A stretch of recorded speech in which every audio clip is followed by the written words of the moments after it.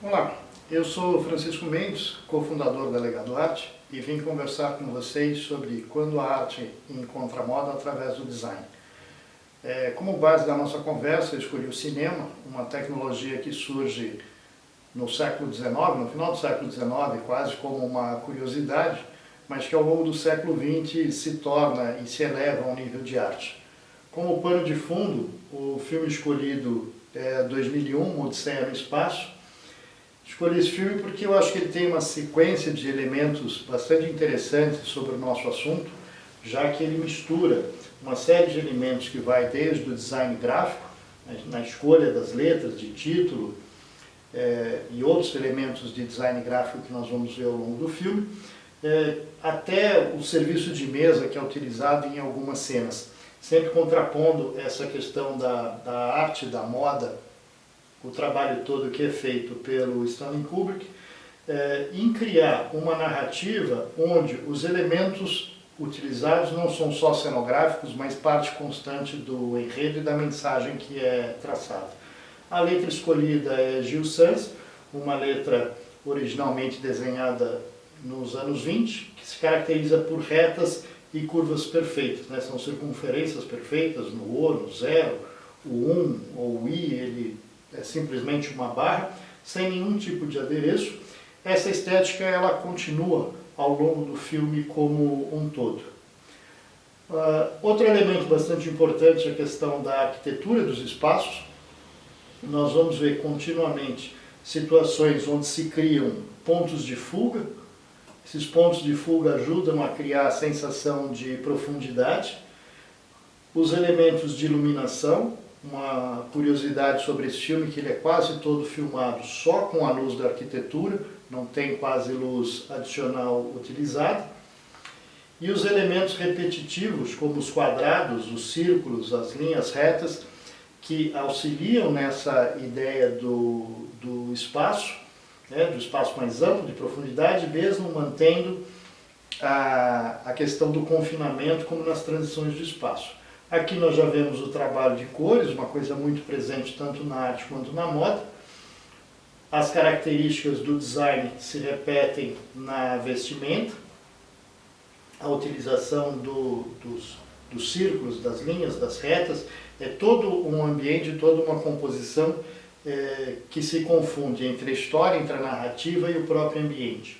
Aqui um elemento de transição no filme, também bastante interessante, onde nós vemos um espaço de serviço, como uma galley num avião tradicional. Você tem aqui os armários, os elementos repetitivos, as linhas de profundidade, o ponto de fuga e o trabalho de cores contrastantes, amarelo, preto, branco, azul. Verde é muito pouco, quase nunca utilizado.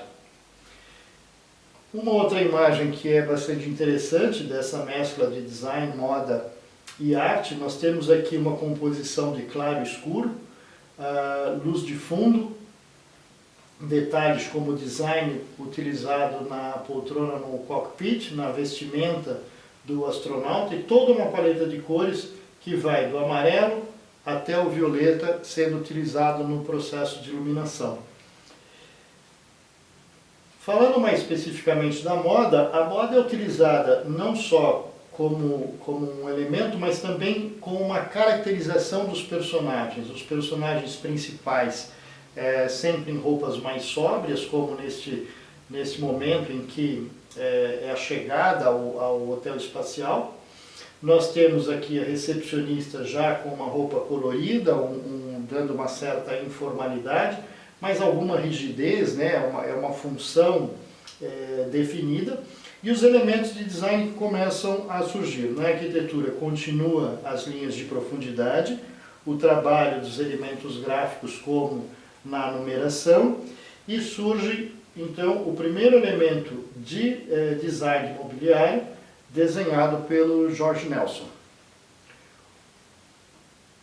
O design de costumes ele é feito pelo Hardy Ames. Aqui nós temos alguns elementos que se contrapõem ao que foi, né, as recepcionistas, as aeromoças das naves que faziam a transição entre a Terra e o hotel espacial, que era uma espécie de uma estação orbital. e entre essa estação orbital e a Lua. E os trajes espaciais, sempre cores muito fortes, contrastantes, né? Sempre elementos redondos, retos, todos os elementos que se repetem ao longo do filme numa estética muito própria. A moda proposta nas vestimenta masculina é a própria moda do Hard Ames. Esse é um catálogo de época. Aqui são alguns esquetes feitos para os personagens. E lá nós temos um encontro do personagem principal com os cientistas russos. Então, lembrando, isso é um filme de 68, plena Guerra Fria, Guerra do Vietnã. Era quase impossível um processo de confraternização entre americanos e russos. E isso acontece no lounge do hotel espacial, onde já tem também alguns elementos de design, como a mesa do Sarini.